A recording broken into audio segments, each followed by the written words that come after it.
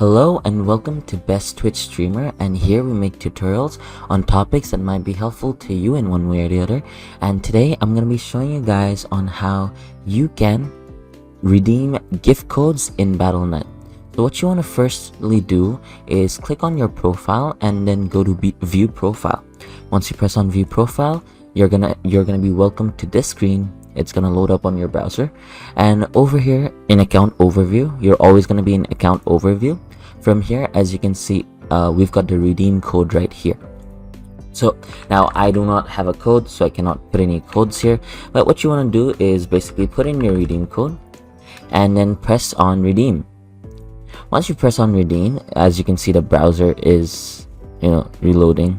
I didn't put a code in, so from here just put your code in and then press on redeem. It's gonna give me an error because once it's redeemed, you're gonna be welcomed back to this page. Now if you've put in money in your account, the money will come up over here, and if you've got yourself a game, your game's gonna automatically show up on favorites. Yeah, and that's about it. So I hope you found this video helpful. If you did, please drop a like, and if you want to see more videos like this in the future, don't forget to hit that subscribe button as well as that notification bell. Thank you so much for watching. Bye bye.